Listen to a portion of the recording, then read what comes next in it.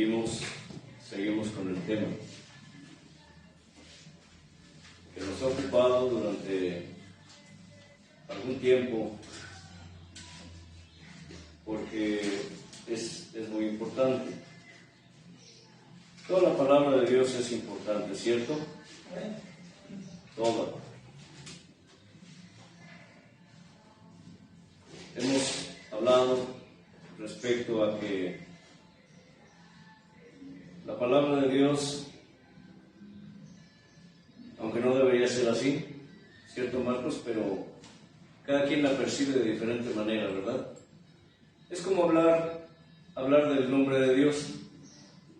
Hablar del nombre de Dios es, como lo mencionamos en alguna ocasión, la gente pelea, la gente discute, porque unos dicen que Dios se llama de una forma, que se llama de otra.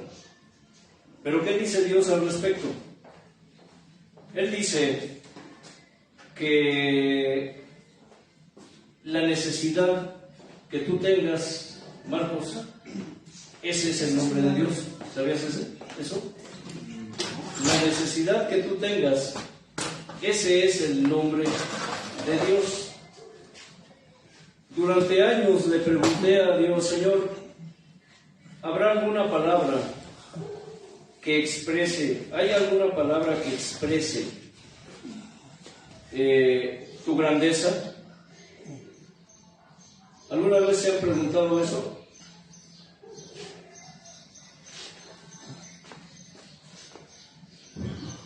¿Alguna vez se han preguntado si habrá una palabra que exprese la grandeza de Dios?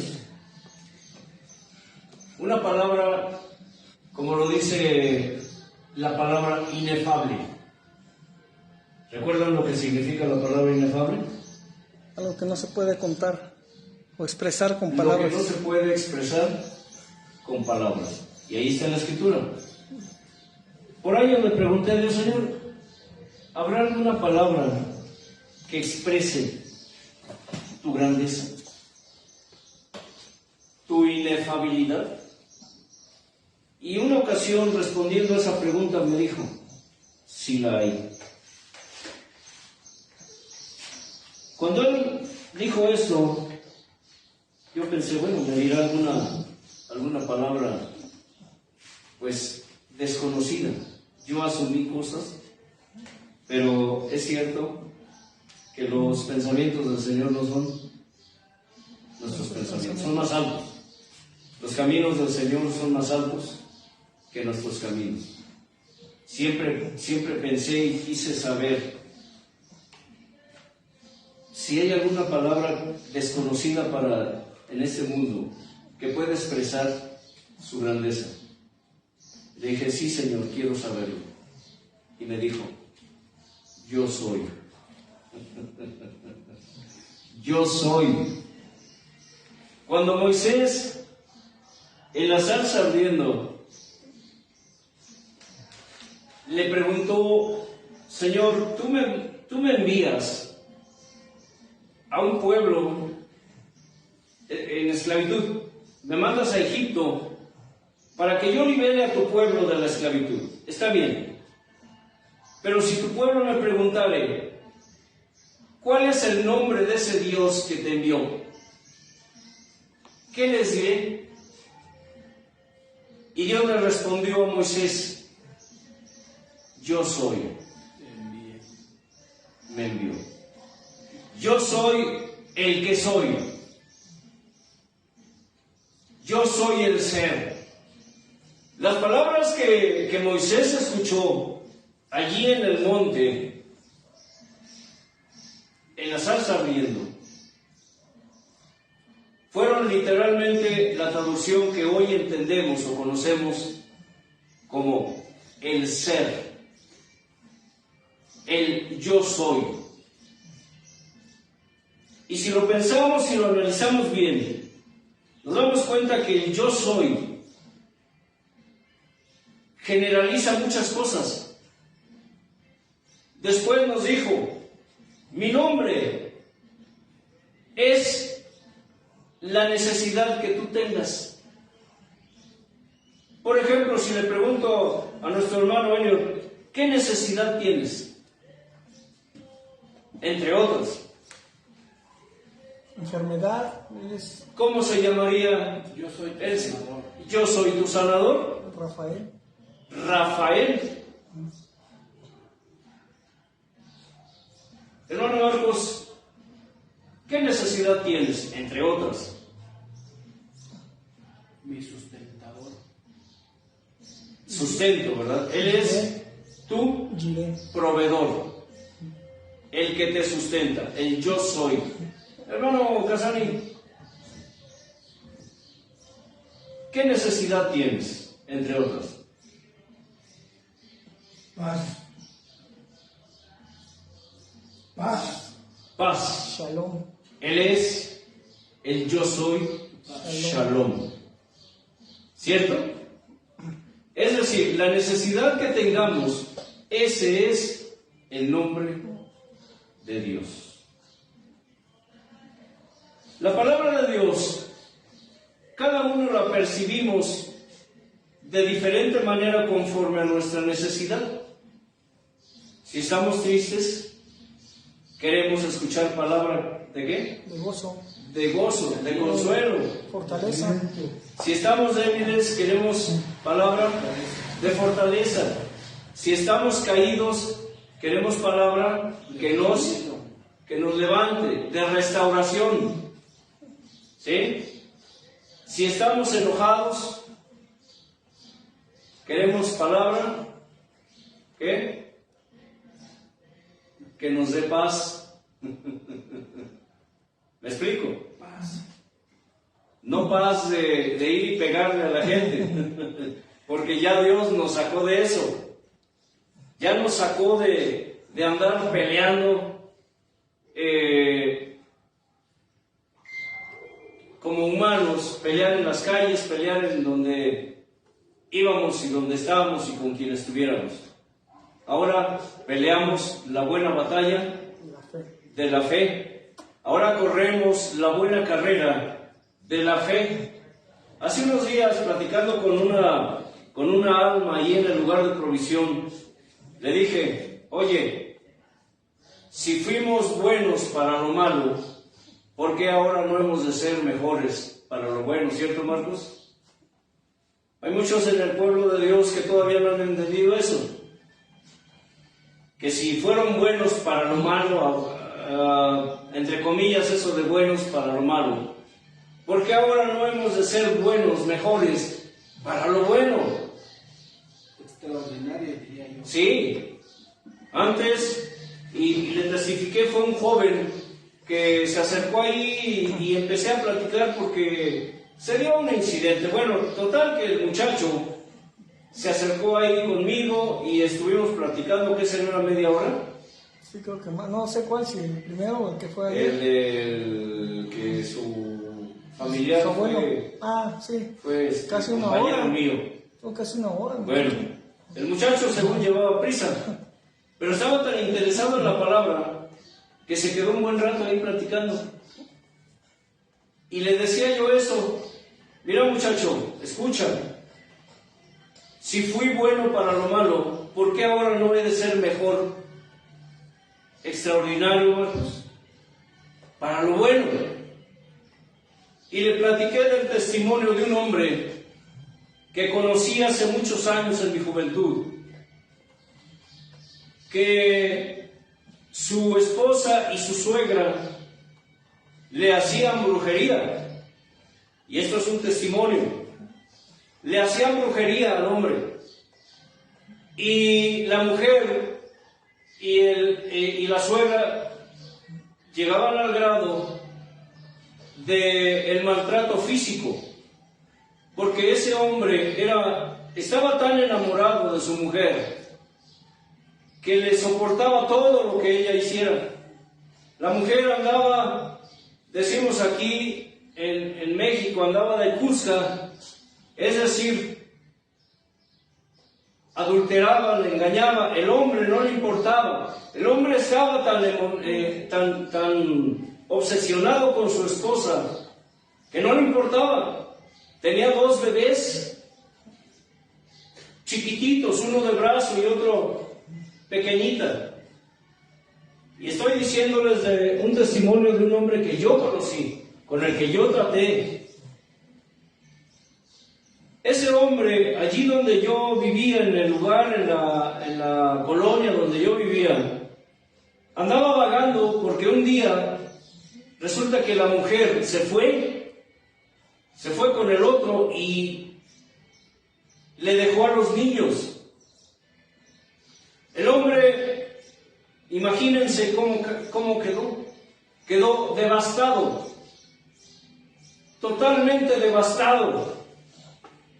Se tiró al vicio. De por sí ya el hombre tenía el problema del alcohol porque desde su situación con su pareja, él se entregó al vicio porque era la forma como él trataba de aliviar su situación, su dolor. Cuando la mujer se fue, él se dio a vagar por las calles. Escucha, a vagar totalmente borracho, ebrio. Andaba como un indigente, sucio. Hacía sus necesidades en su ropa. Imagínense qué situación tan deplorable tenía ese hombre. Pero ¿qué creen? Andaba cargando a sus 2 bebés. Vagando de un lado para otro. La gente decía cuando lo veía, qué asqueroso, ¿cómo es posible? La gente lo criticaba, lo juzgaba por su estado. ¿Cómo es posible que traiga a esos niños así? Se quedaba a dormir en las banquetas en las noches con los bebés. ¿Se pueden imaginar por un momento esta situación? ¿Sí se la están imaginando? Era un joven. Él tenía una hermana que se reunía, una hermana cristiana. Ella obviamente oraba por él y hablaba con él y le decía: ven, acércate, ven conmigo, acompáñame a la reunión para que Dios te ayude, para que Dios arregle tu situación, para que Dios te levante. Ya saben, lo de siempre. Él decía: ni loco, no quiero. Pasó mucho tiempo. La gente lo juzgaba, lo criticaba porque lo veían pasar vagando ebrio con sus bebés. Un día aceptó ir a la reunión con su hermana a una congregación. Él me platicó que del mensaje no se acuerda nada, solo recuerda que el pastor habló de un mensaje de salvación y de perdón. Yo no sé, mi hermano me dijo, ¿qué me pasó? ¿En qué momento caminé? Solamente recuerdo que de pronto yo ya estaba ahí en el altar de rodillas, llorando y pidiendo perdón a Dios, con mis niños. Desde ese día no volví a probar los vicios. Desde ese día Dios me levantó. Yo lo puedo testificar ahora, ¿cierto, hermano Elliot? Actualmente es pastor. Dios lo puso al frente de una congregación enorme, ¿cierto? Toda la familia se acercó. Actualmente sus hijos son unos jóvenes que, según tengo entendido, le sirven a Dios. La familia, él se volvió a casar.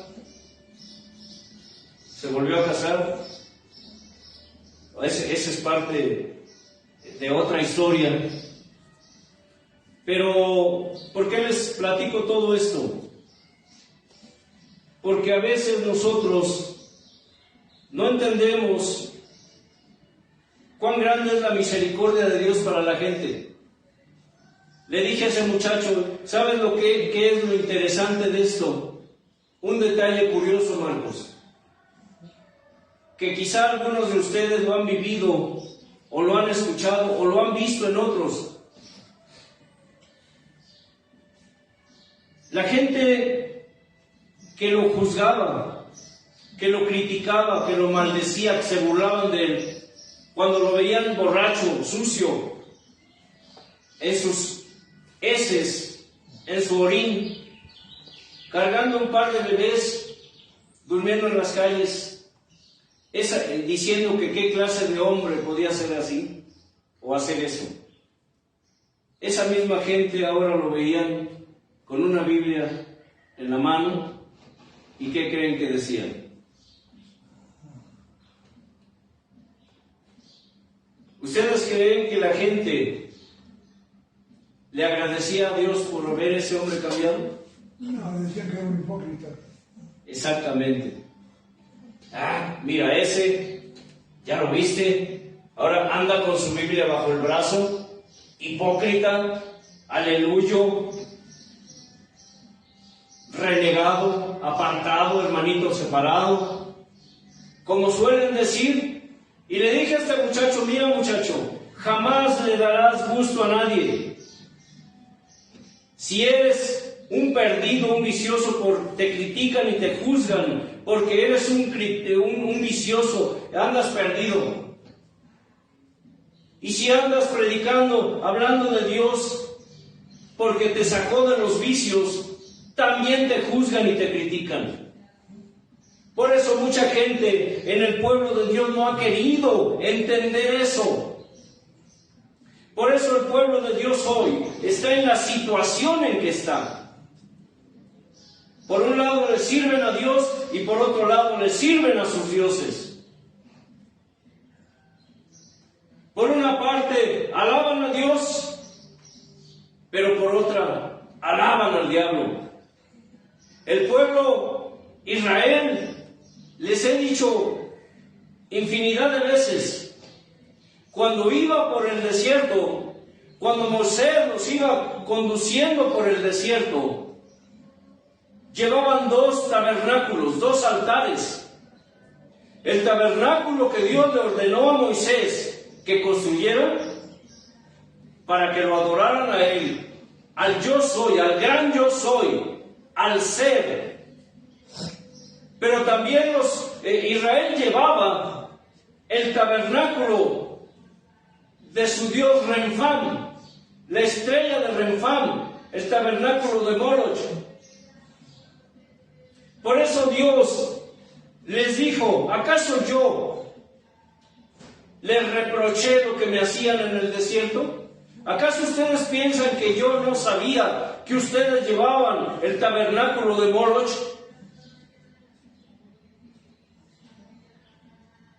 ¿Ustedes creen que Dios no sabe cómo su pueblo hoy lo traiciona?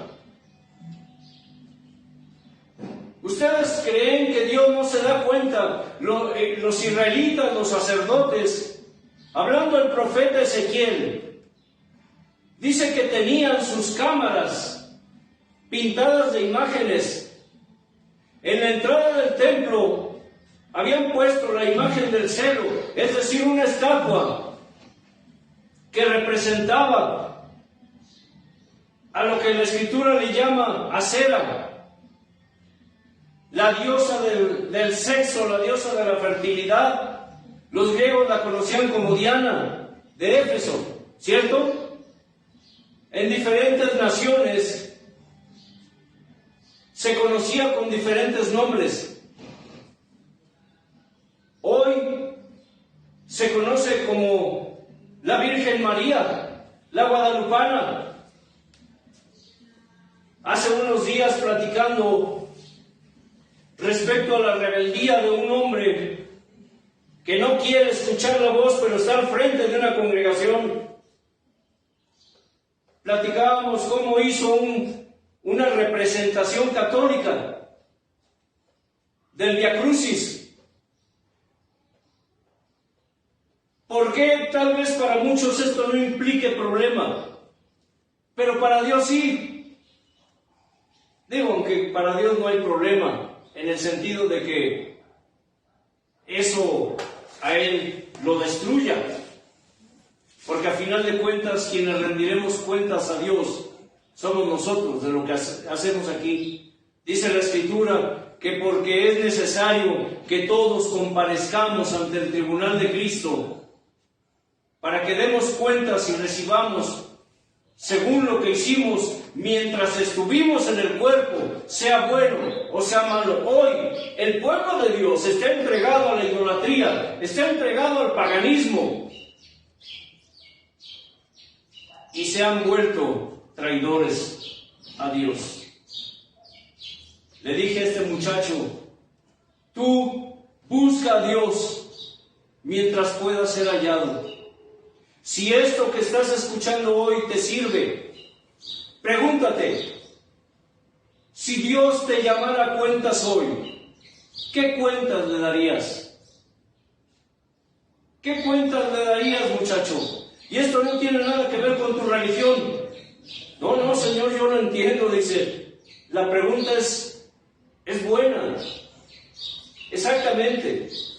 Hay momentos en que nosotros tenemos que sentarnos a reflexionar y a preguntarle a Dios, Señor, ¿de qué manera yo te estoy siendo desleal? David, consciente de su situación, escucha, de su situación humana, le dijo a Dios en oración, Señor, escudriñame, oh Dios, y ve si hay en mí camino de perversidad. Escudriñame. Y es algo que todo hijo de Dios debemos hacer. Que nuestro clamor, Señor, escudriñame.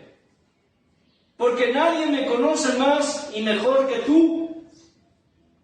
A veces pensamos que nosotros nos conocemos bien a nosotros mismos.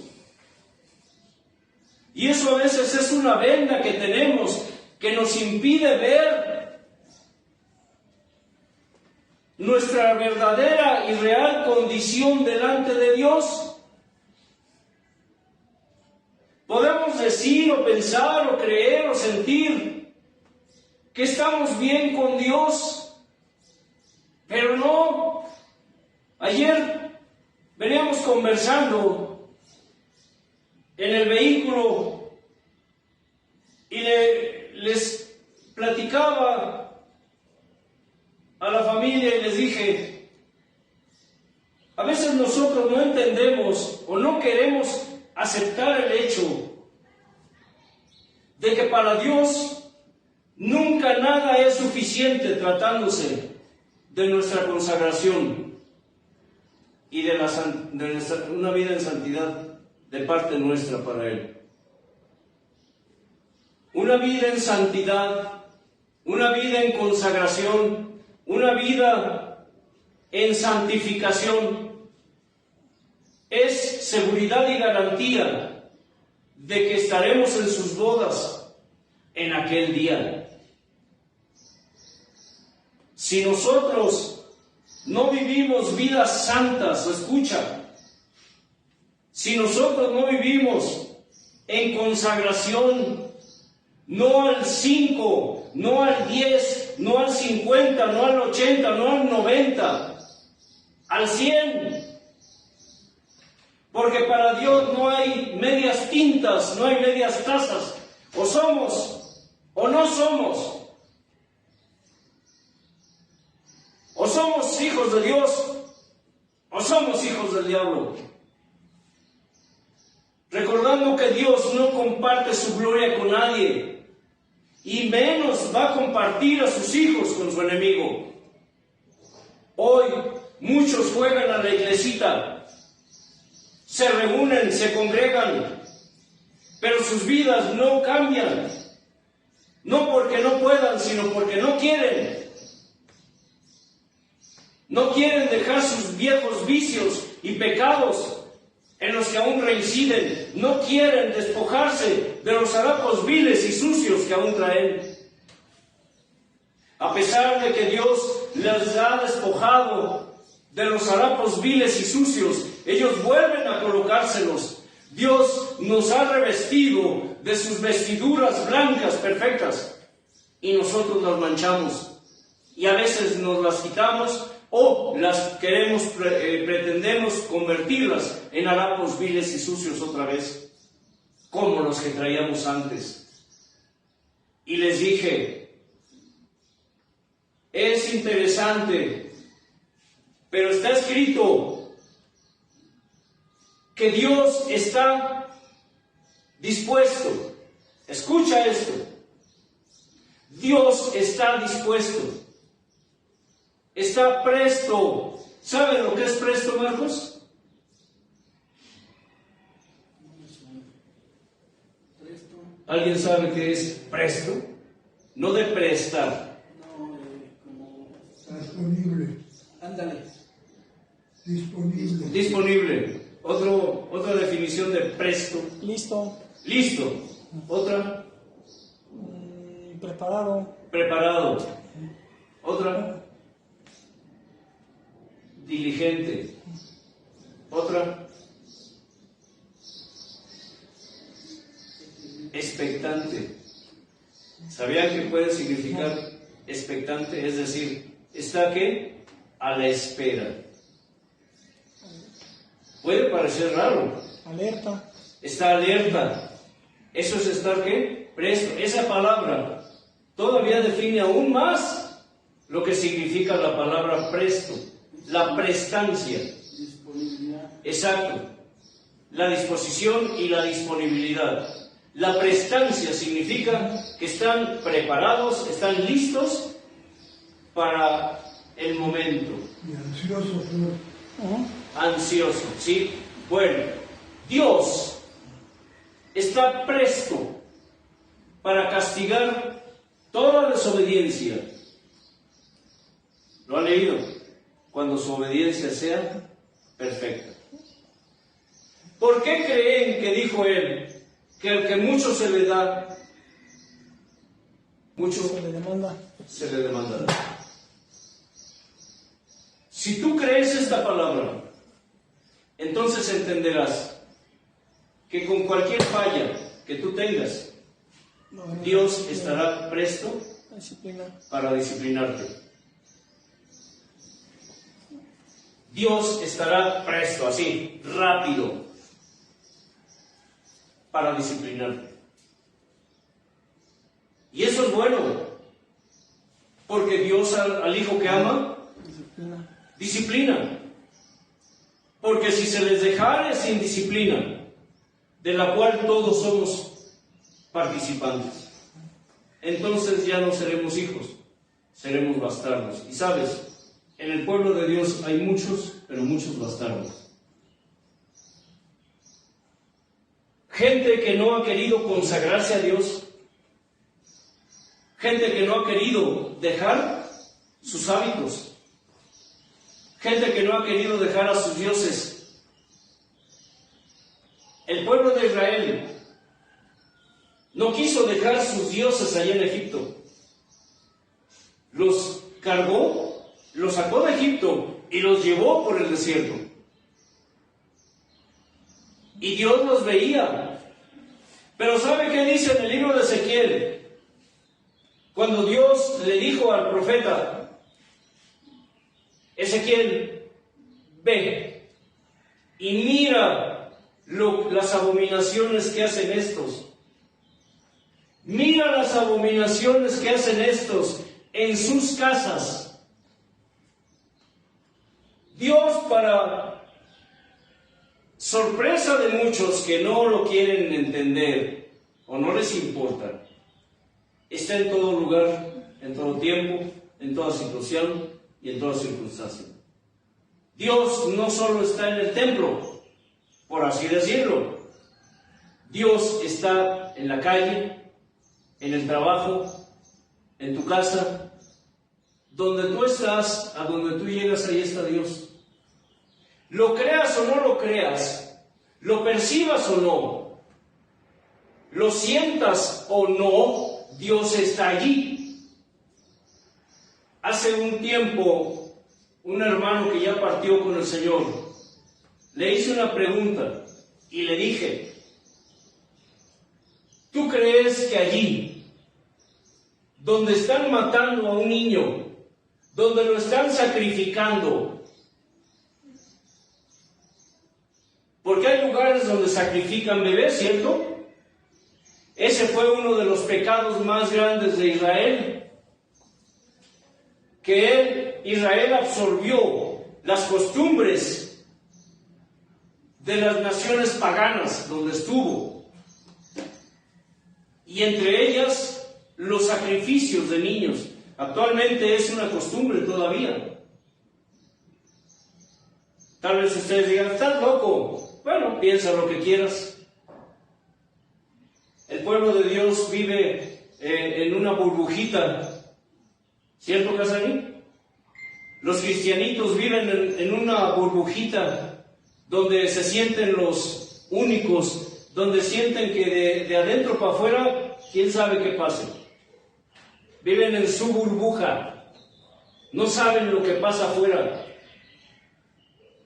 Pero gran porcentaje de los niños que desaparecen en el mundo son secuestrados y destinados para sacrificios humanos, para sacarle sangre. Hay una tendencia que le llaman adrenocromia, que es que a un bebé le causan el mayor dolor posible, el mayor terror posible al bebé, y en el momento cúspide del dolor y del pánico, del terror de ese bebé, lo matan y le sacan la sangre, lo drenan y después procesan esa sangre, se la beben. Porque la adrenalina que produce el cuerpo humano en momentos de pánico y terror es droga. Los poderosos, entre los cuales hay artistas, y hablo del mundo entero, beben sangre para drogarse. Pero los cristianos viven en su burbuja y no creen esas cosas. Israel practicaba abominaciones que traía de Egipto. Hoy, la que se dice iglesia o el que se dice pueblo de Dios, siguen practicando abominaciones que traen del mundo, no han querido dejarlas. Pretextos miles, del no juzgues, del tú no eres juez, de a ti quién te puso como juez. Porque lo que realmente sucede con ellos es que no quieren dejar sus dioses. Pretenden adorar a Dios, pero seguir adorando a sus dioses.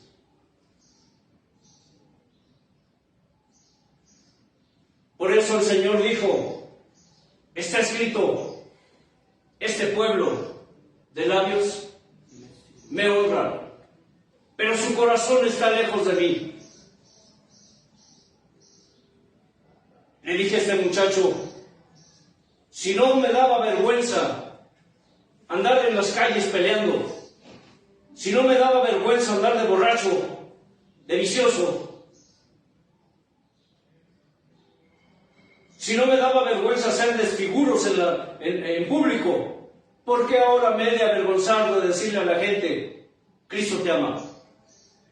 ¿Por qué ahora me he de avergonzar de que la gente me vea alabando a Dios, reuniéndome, como muchos hoy se avergüenzan? Todavía en mis tiempos era muy común ver hermanas con su Biblia, felices, contentos, cantando por la calle, yendo a la reunión. Hoy la gente se esconde para que no sepan que son cristianos según. ¿De qué sirve que te reúnas si tu vida no es recta ante Dios, si tú no has creído que Dios está en todo lugar, a donde tú estás, a donde tú llegas, cuando nosotros llegamos a casa, cuando llegamos al trabajo, nos abrazamos, y una de las cosas que le decimos a Dios: Señor, gracias por traernos, por recibirnos con sus brazos abiertos. Pero en la calle, Dios está ahí en la calle, Casani. Claro. Y le dije a este hermano: ¿tú crees que Dios está allí donde están sacrificando un bebé? ¿Donde están violando a una mujer? ¿Donde están violando a un niño? ¿Donde están asesinando gente?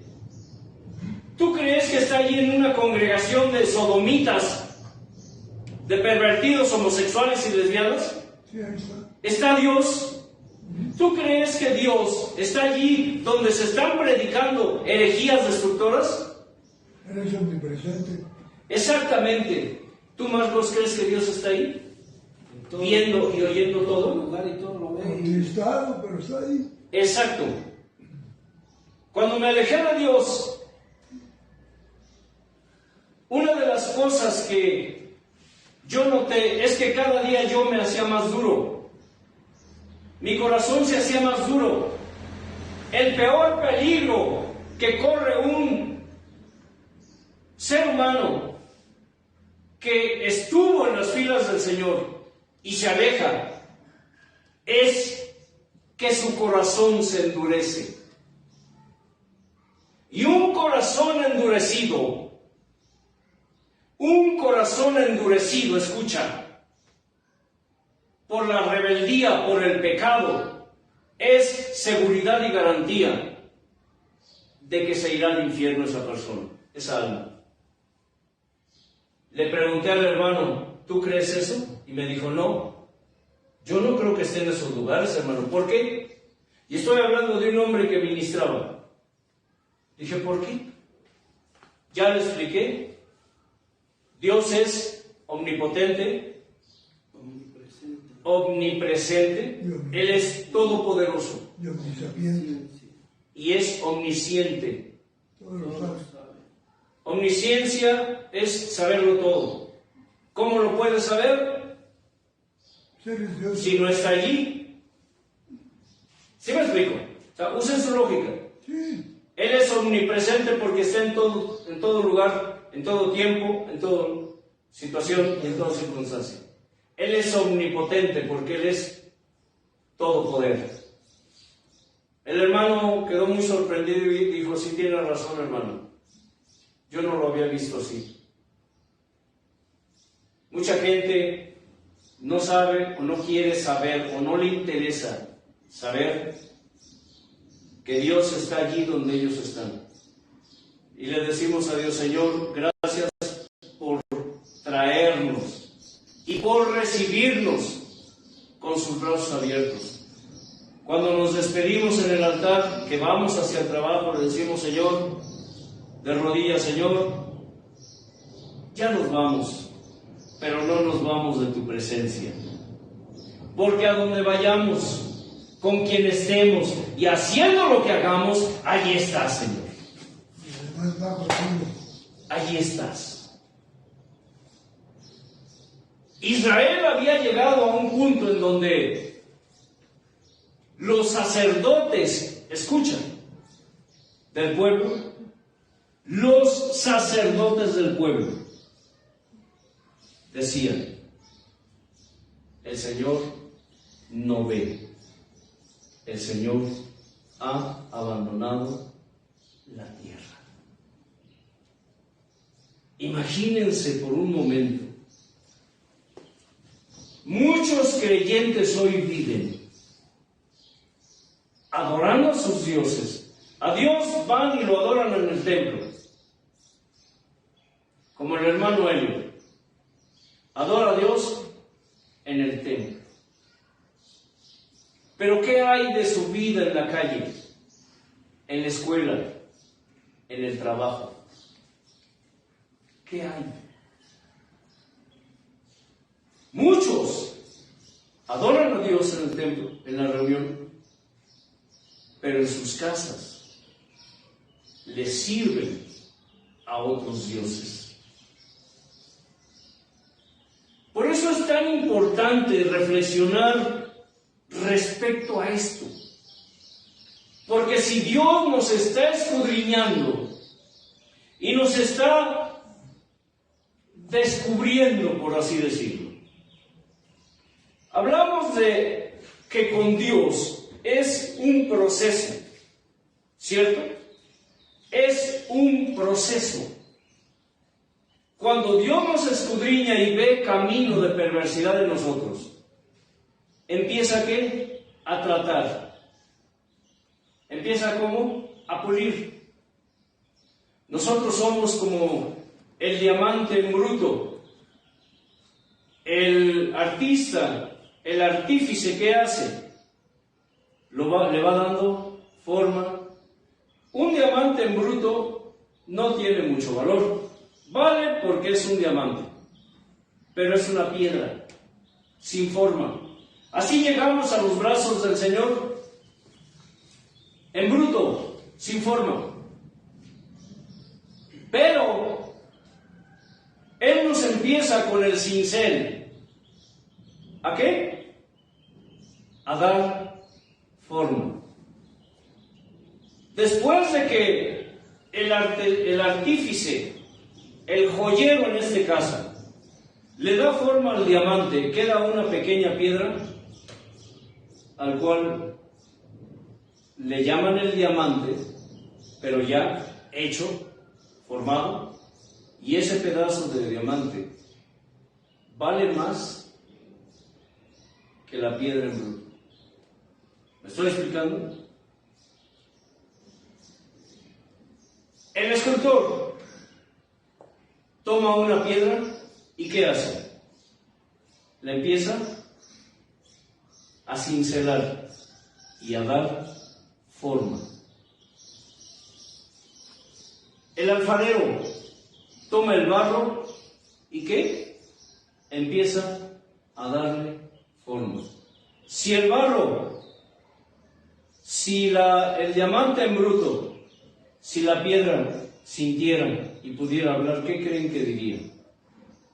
Dolor, quejas. ¡Ay! ¡Me duele! Como muchos creyentes pasan su vida quejándose por lo que Dios está haciendo en ellos.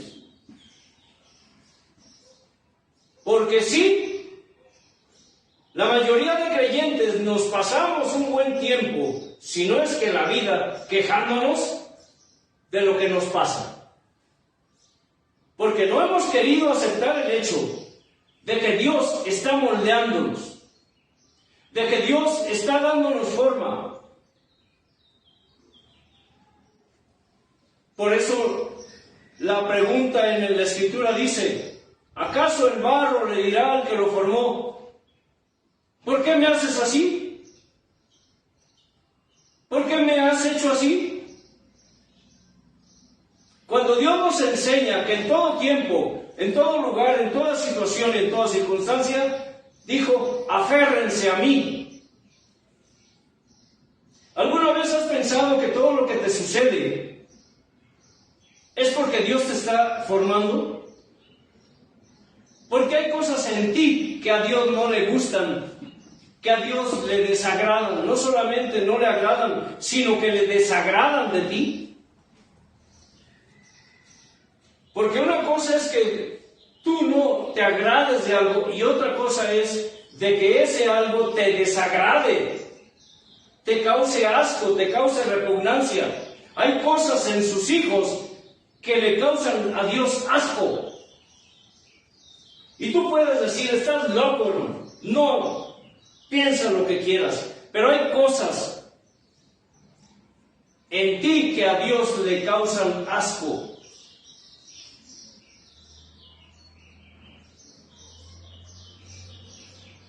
Los ojos altivos, dice. Él, ¿qué? Los abomina. ¿Qué es abominar, Casano? Repudiar. Asquearte. No lo quiero. ¿Saben que a veces Dios piensa eso de nosotros? Este hijo mío me asquea.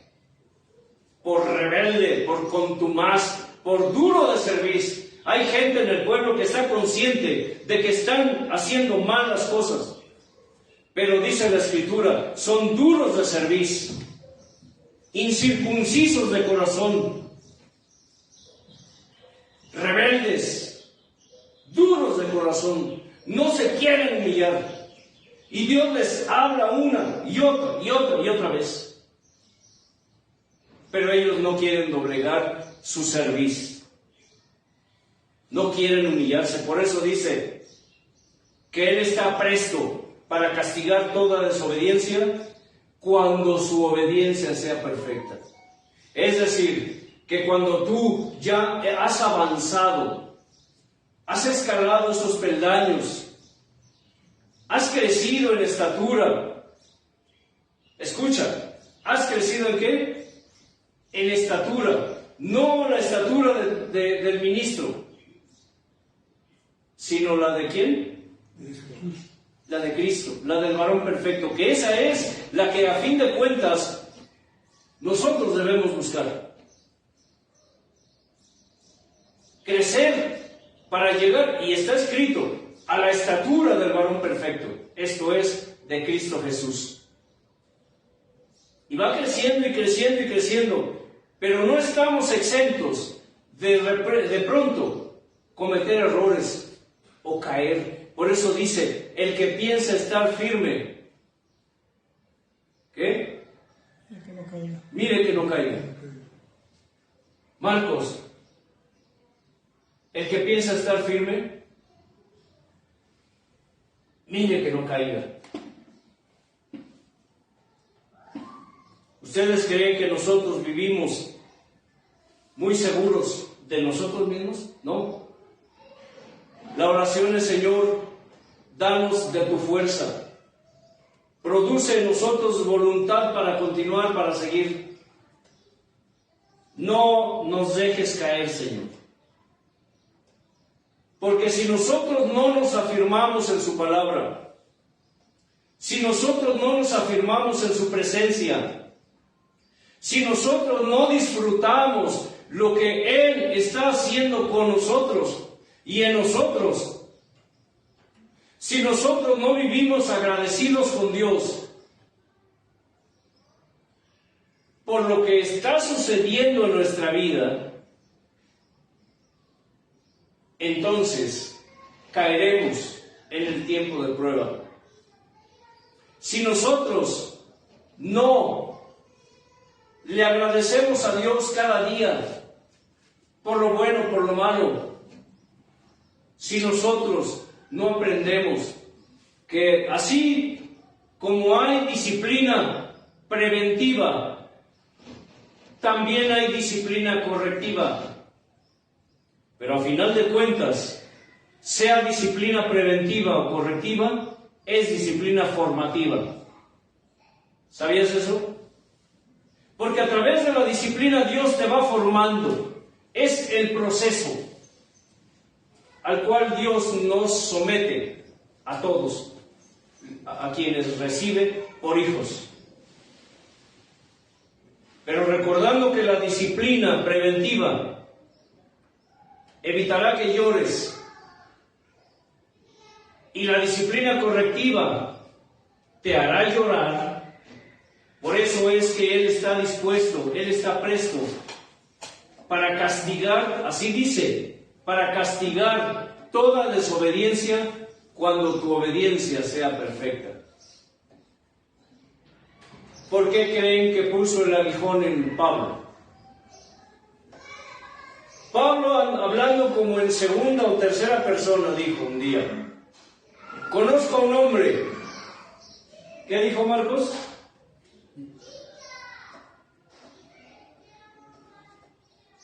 ¿Casani? ¿Elio?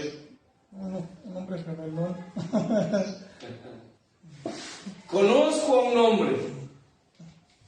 En la carne no lo sé, en el espíritu no lo sé. Pero ese hombre fue arrebatado hasta el tercer cielo. ¿Ya se acordaron? Donde vio y oyó cosas maravillosas e inefables que no le fueron dadas revelar. Dijo, conozco a un hombre. ¿Quién creen que era ese hombre? Hablaba de sí mismo. Pablo fue arrebatado al tercer cielo, ¿cierto? ¿No lo ha leído? Bien. Está, si no mal recuerdo, entre Génesis y Apocalipsis. Por ahí búsquenlo. Dice, conozco a un hombre que fue arrebatado al tercer cielo, donde vio y oyó cosas inefables, pero no le es permitido revelarlas. Pablo fue arrebatado al cielo. ¿No ven que la moda ahora de los predicadores modernos es de que ya son arrebatados al cielo? Ya los predicadores, las predicadoras, ya cuentan experiencias de arrebatamientos al cielo. Cuentan sus experiencias de que transfiguraciones. Así como el Señor se transfiguró, también ellos se transfiguran ya. Digo, nada más de escucharlos, como lo mencioné hace rato, dan asco.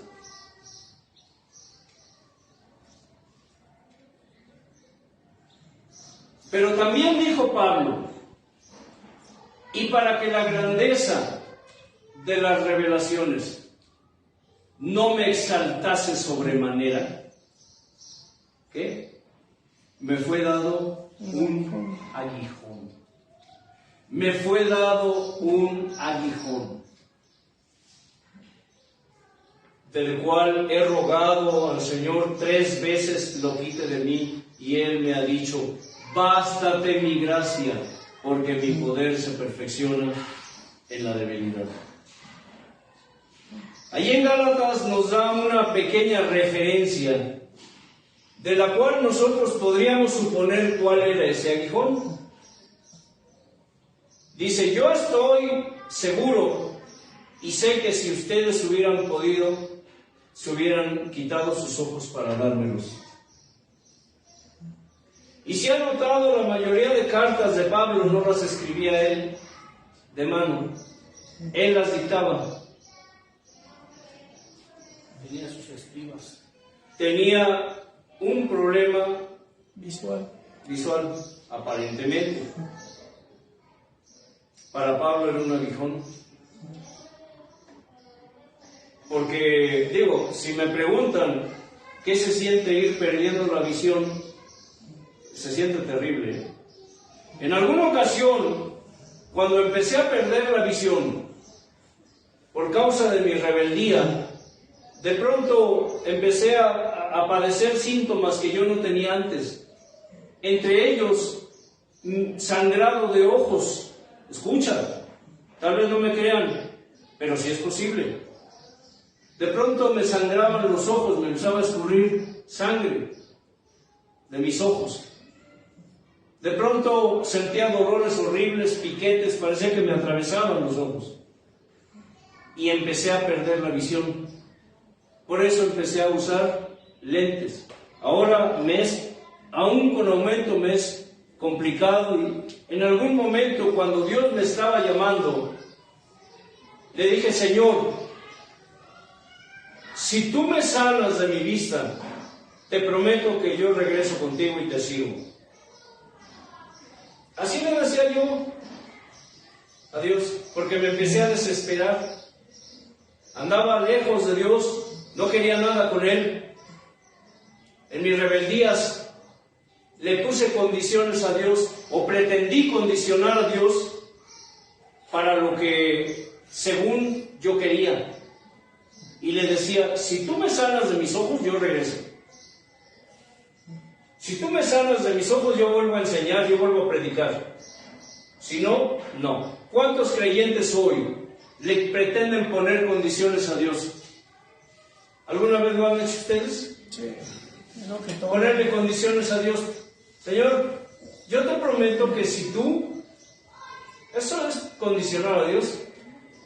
Señor, yo te prometo que si tú, Señor, yo te prometo que si tú me das, yo te prometo que dejo esto. Si tú me ayudas, yo te prometo que dejo aquello. Mentira, no es cierto. Un día cuando el Señor trató tan duro y me hizo regresar a sus pies, una de las cosas que me dijo fue esa: tú me dijiste que si yo te sanaba de tus ojos, me servirías. Pues ahora yo te digo, así me vas a servir. A mí no me vas a poner condiciones. Así vas a seguir predicando mi palabra. ¿Se dan cuenta? A Dios no lo vamos a condicionar, Casano. ¿Quiénes somos, miserables criaturas, para ponerle condiciones a Dios? Si Dios es soberano y hace lo que quiere, y lo hace como quiere, con quien quiere, cuando quiere, donde quiere. Pero nosotros pretendemos condicionar a Dios. Si tú, entonces yo. Estamos mal. Estamos mal. Si Dios nos dice, deja eso que me lastima, apártate de lo que me lastima, apártate de lo que me hiere. Ah, Señor, si tú me das, si tú haces, entonces yo haré lo que tú me dices. Yo conozco gente así, yo lo hice. Si tú me sanas de mi vista, Señor, te prometo que vuelvo a predicar tu palabra. Pues no, mira, y ahora con las enfermedades que puso en mí, ahora mi vista está así, mira, para arriba y para abajo, para arriba y para abajo. No hay un día que mi visión esté estable. Y una visión deficiente en ciertas personas puede provocar dolores de cabeza, migrañas. Dios me sanó de eso, pero hay otras situaciones con las que tengo que batallar todos los días. Dios le dijo a Pablo, bástate mi gracia. ¿Qué vio Dios en Pablo? Si Pablo era obediente. ¿Qué cosa vio Pablo? Dios en Pablo, para que le pusiera un aguijón, Marcos. ¿Qué vio? Tal vez vio soberbia. Tal vez vio arrogancia. Tal vez vio orgullo. No, estoy hablando del apóstol, no de Saulo. Estoy hablando de ese hombre que le servía a Dios. Ese hombre en el que la severidad de Dios se volcó, porque Dios se lo dijo a Ananías, el profeta, cuando le dijo, vendrá Saulo de Tarso, quiero que ores por él. Y si se fijan, tiene lógica. ¿Qué pasó cuando Saulo cayó, cuando escuchó la voz que le dijo, Saulo, Saulo, ¿por qué me persigues? Dura cosa te es dar coces contra el aguijón. Dura cosa es para los creyentes que no quieren escuchar la voz de Dios, que no quieren dejar sus vicios, sus pecados, sus hábitos. Dura cosa es dar coces contra el aguijón, porque cuando Dios se propone algo, Dios lo hace. Y no importa si estás de acuerdo o no, Dios lo hace. Pero de nosotros muchas veces depende si el proceso será fácil o será difícil, pero de que lo hará, Marcos. Más tarde, más temprano, pero lo hará. Y si tú te endureces, será más difícil para ti. Más difícil. Hoy muchos creyentes viven así, haciendo las cosas difíciles. Digo, entre comillas, porque para Dios, ¿qué? Nada hay difícil. Algo vio Dios en Pablo. que le puso el aguijón. ¿Por qué? Porque cuando cayó dice que escamas cubrieron sus ojos. Cuando lo llevaron de la mano, desvalido, después de ser un hombre tan preparado y tan poderoso y tan fuerte, necesitó que lo llevaran de la mano. ¿Cuántos de nosotros necesitamos que nos lleven de la mano ante la presencia de Dios? Que nos digan, hermano, estás haciendo mal las cosas, corrígete. Hermano, el Señor dice esto y esto, enderézate antes de que Él te enderece. No hagas las cosas difíciles, hermano. Y cuando el profeta oyó el nombre de Saulo, dijo, Señor, ese hombre ha causado muchos males a tu pueblo.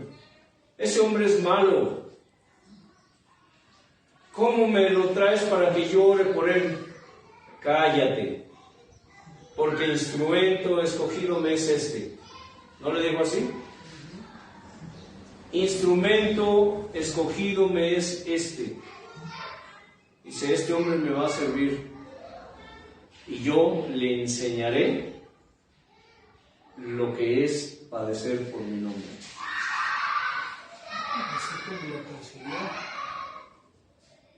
¿Cuál fue la vida que llevó Pablo? Golpes, azotes, Apedreamientos, lo dieron por muerto 1, 2, 3 veces y infinidad de cosas que pasaron que no están registradas ahí en la Escritura, pero que él dice, me persiguieron, me hicieron, etc. ¿Cierto o no lo dice él? No dice, es que en tal parte, no. Él dice, he pasado esto, he pasado hambres, fríos, persecución, golpes, apedreamientos, balazos, latigazos, encarcelamientos, naufragios.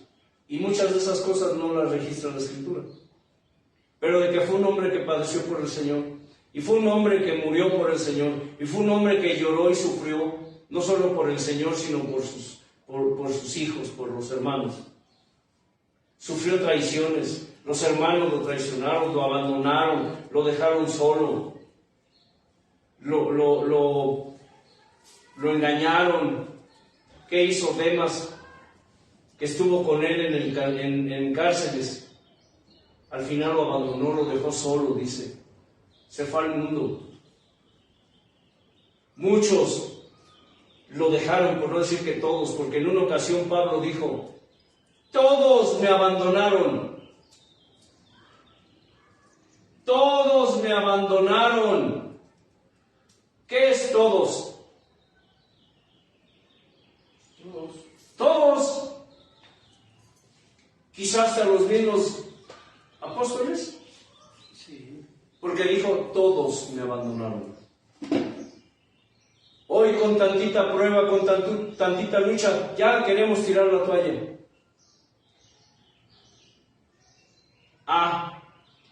Pero Señor, quiero ser como Pablo. Ajá. Por eso el Señor dice, lleven su cruz. Pero cuando Él llama a alguien en especial, dice, te llamé para llevar tu cruz, pero también mi cruz. ¿Será lo mismo llevar nuestra cruz que llevar su cruz? No, ¿verdad? ¿Qué vio Dios en Pablo? Para que le pusiera un aguijón. Porque Dios escudriñó a Pablo y vio cosas que no le agradaban. Vio cosas que no le agradaban y dijo, ahí, le dijo a Satanás. ¿Saben que Satanás es gato del Señor, verdad? su sirviente. Su sirviente. ¿Sí lo saben? Que Dios usa a Satanás para corregir a sus hijos. Sí.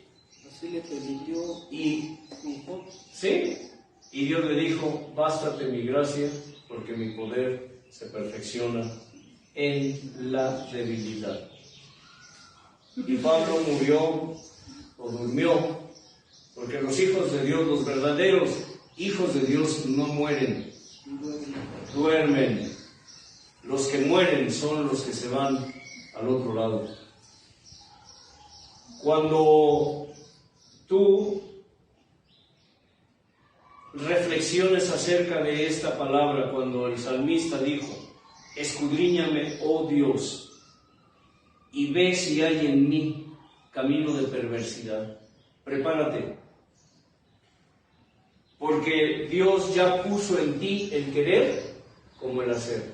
Es decir, puso en ti la intención, el deseo, el anhelo de que Dios,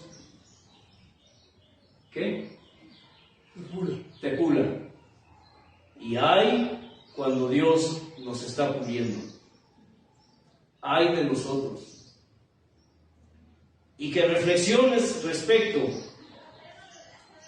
a que si realmente has creído que Dios está allí, a donde tú estás, a donde tú llegas, con quien tú estás, haciendo lo que hagas, Dios te está observando. Una vez me dijo, cuando tú estabas lejos, yo estaba allí, observándote. Él ya no estaba en mí, Casani. Él no estaba en mí. Yo lo había ya, digámoslo así, alejado. Lo contristé tanto que Él se alejó de mí. Como muchos hoy viven así. Dios está allí, pero ya no está en ellos. Está allí con ellos, por decirlo de alguna manera. Son palabras para expresar la idea. Pero solo los está, ¿qué? ¿Qué está haciendo? Observando. Sí me lo dijo. Yo solo observaba de lejos, decía. Observaba de lejos. Pero llegó el momento en que dije, basta. Basta. Y cuando su mano, escucha, cayó sobre mí, nada más de acordarme, Casani, no quiero volver atrás.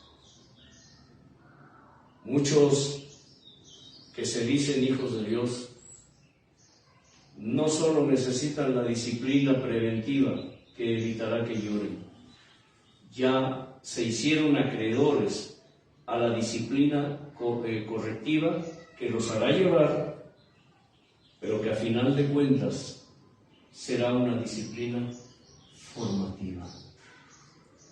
Dios dice, apártate de lo que me lastima, apártate de tus terafines, apártate de tus ídolos, apártate de tus dioses, porque yo soy Dios celoso, fuerte. Yo soy Dios que gana, tú eres mío, le dice a sus hijos, tú eres mío, me perteneces, ustedes me pertenecen, yo no comparto mi gloria con nadie y mucho menos comparto a mis hijos con mi enemigo. Y no es que cuando nosotros estamos fallándole y sirviéndole a otros dioses, idolatrando lo creado, escucha, idolatrando lo creado antes que al Creador, honrando, dice la Escritura, y dando culto a las criaturas antes que al Creador, dando culto. ¿Saben lo que significa dar culto? ¿Por qué la palabra dice dando culto a las criaturas antes que al Creador?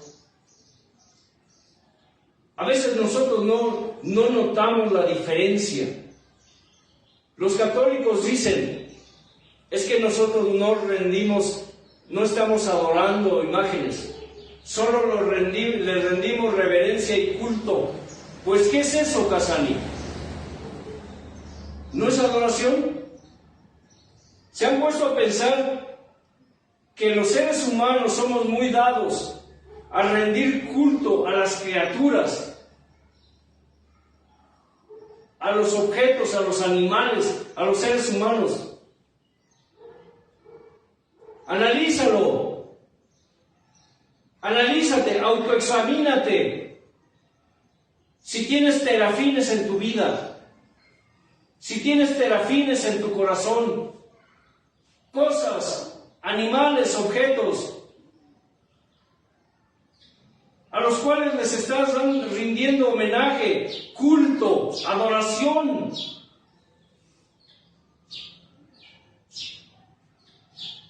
Hace unos días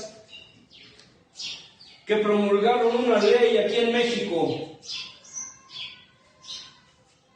y ahora es obligatorio, y si no lo haces, te haces acreedor a multas administrativas y a cárcel aquí en México. Ahora resulta que tienes que llevar a tus mascotas para registrarlas, para que les den lo que se le llama un CURP. Para quienes no saben qué es un CURP, es una credencial de identidad que todos los mexicanos tenemos y en todos los países tienen una credencial de identidad, ¿cierto? Pues ahora resulta que tenemos que llevar a nuestros animales a registrar, porque harán un patrón, ya están haciendo un padrón, para darle identidad a los animales. Ahora, pegarle una patada a un perro se pena con cárcel y con multas. Pero maltratar a un niño solo amerita un regañito. Ahora está más penado por la ley el maltrato animal que el maltrato humano. El hombre, al menos aquí en México, como en otros países, están llegando a extremos tales que la palabra de Dios se está cumpliendo cuando habló en Romanos 1, que por causa de la maldad del hombre, Dios los entregó a una mente reprobada. Muchos creyentes viven todavía en ese mundo, rindiendo y dando culto a las criaturas antes que al Creador. Ahora resulta que vale más la vida de un animal que la de un ser humano. Ahora vale más la vida de un perro, de un gato, de un ave, que la vida de un bebé. Ahora es permitido abortar. Ahora es permitido matar en el vientre a los bebés. Es legal. Y si una mujer se niega a abortar, la castigan. Pero es penado por la ley rechazar a un animalito. ¿Hasta dónde estamos llegando? Una cosa es cuidar la creación de Dios y otra cosa es idolatrarla. Y esto va para todos aquellos que se dicen hijos de Dios y que idolatran, que rinden culto a las criaturas antes que al Creador. ¿Cómo no quieren que Dios se enoje? ¿Cómo no quieres estar como estás? Tal vez a ustedes les parezca extremo, pero no lo es. Allí está en Romanos 1. Y por cuanto ellos no quisieron tener en cuenta a Dios, Dios los entregó a una mente reprobada para hacer cosas que no convienen. Y allí enumera la lista. Dice, porque rindieron culto a las criaturas antes que al Creador.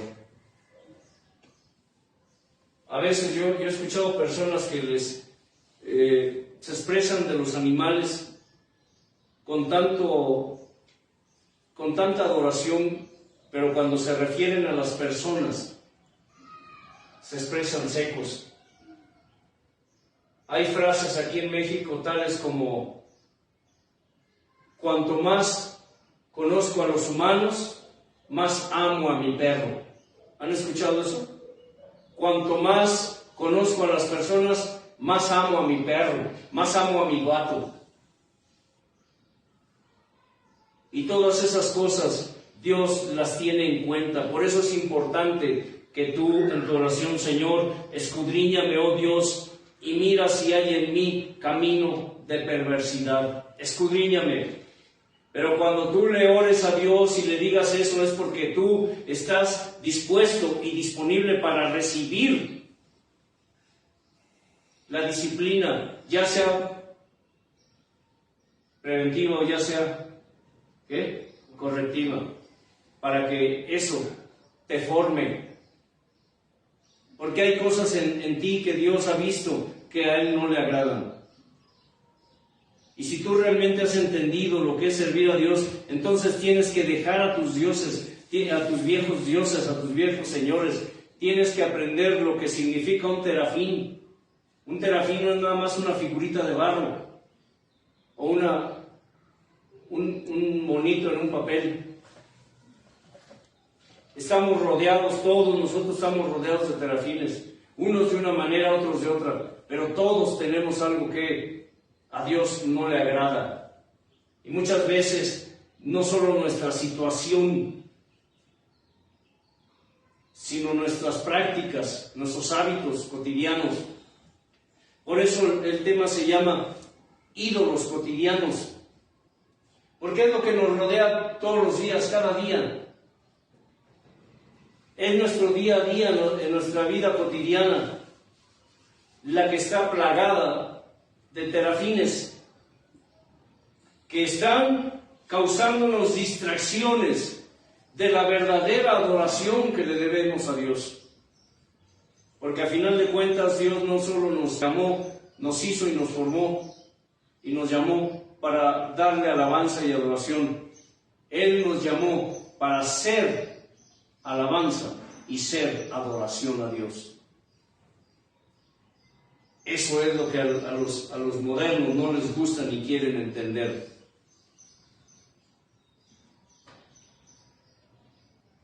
Vamos a terminar aquí y a darle gracias a Dios por su palabra, hermano Helios. Padre, Hijo, Espíritu Santo. Señor, como siempre, dándote honor y gloria por tu presencia, tu grandeza y gracia inefable. Señor, gracias por tu infinito amor y rogándote siempre que esta palabra sea incrustada y sellada y permanente, Padre. Como siempre, ponerlo por obra, Señor, y no solamente de nuestros labios, Dios eterno, para que podamos poner las obras junto con la fe, mi Señor, y la fe junto con las obras, mi Dios eterno. Amén. La paz de Dios, que sobrepasa todo entendimiento, los gobierne. Y recuerden, escudriñen las Escrituras, porque a ustedes les parece que en ellas está la vida eterna, y ellas son las que dan testimonio de Él. Paz.